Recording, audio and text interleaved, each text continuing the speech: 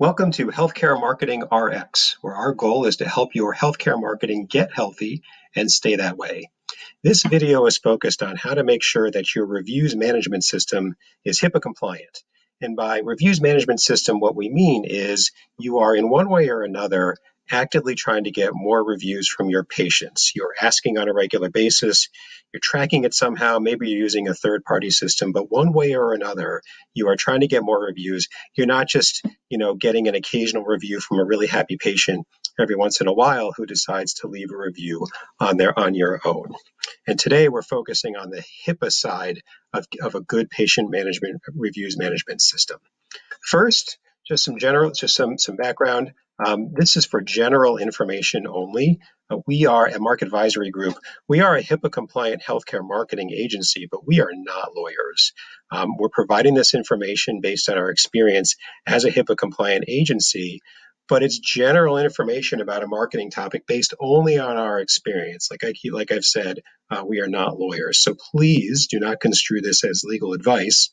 Please do consult with your healthcare attorney for specific questions. And throughout this video, you're going to hear me refer to healthcare attorneys a few times. They're really good to have. It is different than a general business attorney. The healthcare laws are much more specific. They're deeper. If you do not have a healthcare attorney, highly recommend that you do find a good one. So with that as background, generally speaking, let's get into it. And you can run a patient review management system, broadly speaking, in one of two ways. The first way is that you can do it yourself. You can assemble the tools that you need. And as long as you are asking patients on more or less a regular basis, you're asking them to leave you a review, you're sending them to Google, or you're getting them on your website, more or less you've got yourself a good patient management review system. And as long as it's working, it's working. The other way to do it is to automate it. And there are a number of third-party cloud-based systems out there that take a lot of the steps that you'll do if you are doing it yourself and automate it and do it for you instead. So let's go through each one from a HIPAA compliance point of view. First one is do it yourself. As from a HIPAA point of view, this is pretty simple, we think. Whichever staff members in your practice are the ones that you've tasked to go about asking patients, whoever they may be, that those staff are trained on your HIPAA policies and procedures. They're getting exposed to protected health information about patients, and so they should be trained on your policies and procedures. They should sign whatever that you need them to sign, just like anybody else.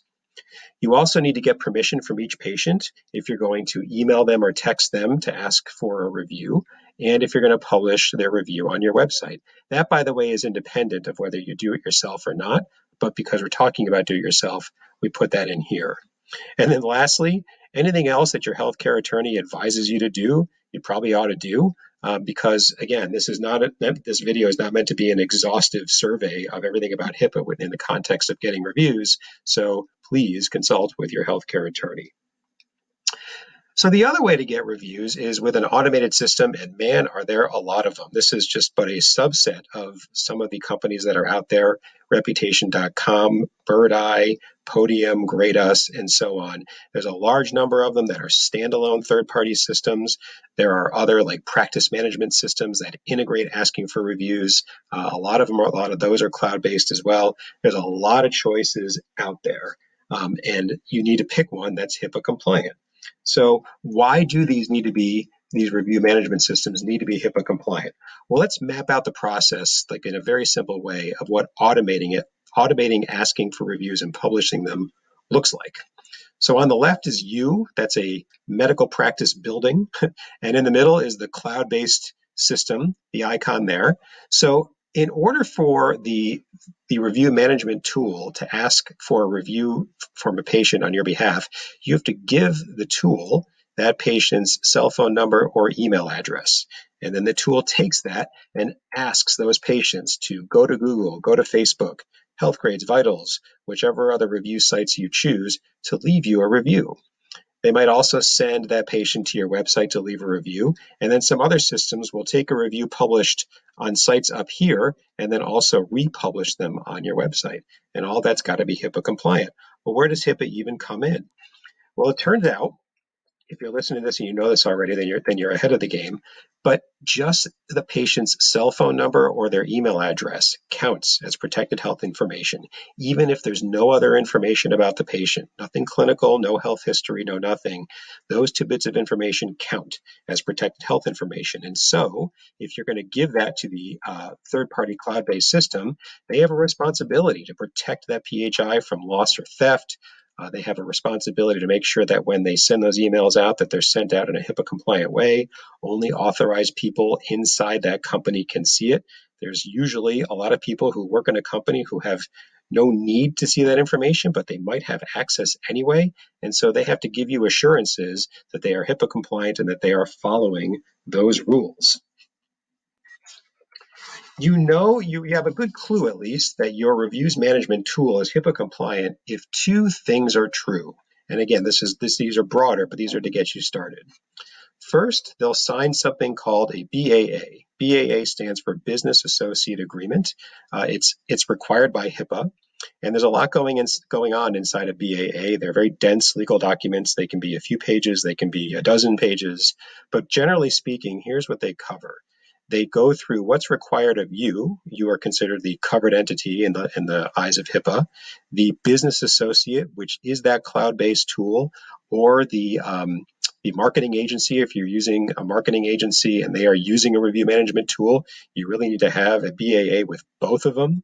And it goes through a lot of what's got to happen with respect to protected health information, PHI, how each of you stores it, how each of you protects it from theft and loss, how each of you transmits it. An email is a way to transmit protected health information. It goes, if you send me an email, you just transmitted it to me. And then what happens if there's a breach, God forbid? Which party does what? How long do they have? Who pays for what? Who's responsible for what? It lays those out in some degree of detail. And so once you've got all that agreed to, then the Office of Civil Rights, which is the agency that comes in when they suspect a HIPAA breach or they want to do a HIPAA audit, they're happier because they see that a BAA, that these terms and these things have been worked out and that you are compliant with HIPAA from a legal point of view.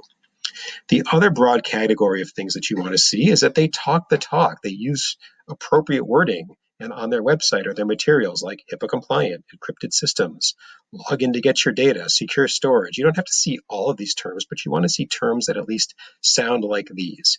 And underneath each one of these, inside each one of these, is more specific descriptions of how they encrypt their systems, not to great levels of detail, but they give you some assurances by the words that they use that they've thought this through and that they're doing these things. So these are what you want to see. How do you know if you're using a cloud-based system already? How do you find out if they're HIPAA compliant if you're not sure already? Well, let's start on the left. Go to their website and go to the page on their site that describes their reviews management service and look for the words HIPAA compliant. HIPAA, protected health information, some of the signals. If you don't find it on that page, scroll down to the bottom of the website and you want to find words like privacy policy, terms and conditions. These are links to other pages on their website. Click on them and search. Look for those words again, HIPAA compliant, protected health information. My favorites when it comes to HIPAA compliance are the systems, or the tools rather, that say they either are HIPAA compliant or not. They are not HIPAA compliant. And there's some out there that will be very plain about it. And they'll say we are not HIPAA compliant. In fact, they'll go further, some of them, and say if you use our service with protected health information, you are violating our terms, and we don't like that, and we don't want you to do that. I like that because they make it easy for you to figure out if you're using a HIPAA compliant tool or not. If their website doesn't answer that question for you, then if you're using one on your own, I highly recommend you call them up, get their tech support on the phone and ask them, are you HIPAA compliant? Do you have a business associate agreement? Would you sign ours? If you have one, send it to us because we want to review it. Send us other information that you've got that describes how you are HIPAA compliant. In our opinion, you need assurances in this area. Your other option is, and you can actually skip over here to the last one. If you're using a marketing agency who's providing you with review management services, ask them. They should know. And if they don't, they really do need to find out because, in our opinion, this is not something you want to play with. You want to know if the tools that you're using, including this one, is HIPAA compliant. Well, what happens if they're not? Well, this is our opinion, but we think you should switch companies to ones that to one that is. To find companies out there, you can just Google HIPAA compliant review management companies. A good list of them will come up, and you can start there. You can also ask around. You can ask your outsourced IT support if you're using one, your marketing agency if you're using one, your colleagues. More and more medical practices, it's harder and harder to find a medical practice or a healthcare practice that isn't, getting reviews in one way or another. More and more of them are using systems. Ask them if the one that they're using is HIPAA compliant. Get that recommendation and build your list that way. And once you find one or two and you start evaluating them, part of your evaluation should be with your healthcare attorney. Have them review the business associate agreement that if they provide you one, or if they provide one to their customers, or have your attorney create one for you to give to them if they don't, but they're willing to sign one. I don't see that very often. Most of the companies have their own. They're standardized. They won't negotiate their terms. That doesn't really bother us because it makes sense that a company with hundreds, thousands of customers, all of which who need to have a BAA with them, they'd want to have one BAA with one set of terms and conditions. It's just more practical for them to manage it that way rather than having, different sets of terms and conditions for every different customer out there. That would become really unwieldy for them to manage. So this is the first part. This is most of this video is talking about making sure that if you're using an automated tool, that it's HIPAA compliant. And that's a part that we found in our experience that most healthcare practices, medical or otherwise, don't think about when they think about getting reviews. So we hope that this is, if that sounds like you, we hope that this has helped.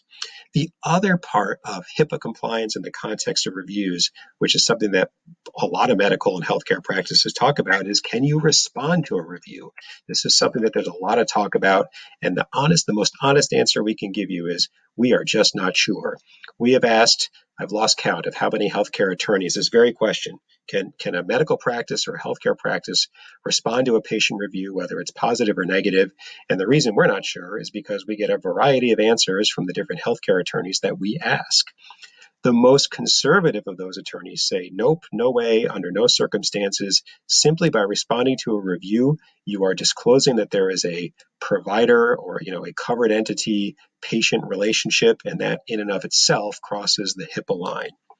The less conservative ones say yes, but you have to be careful. Be short and don't reveal any patient relationship or any protected health information.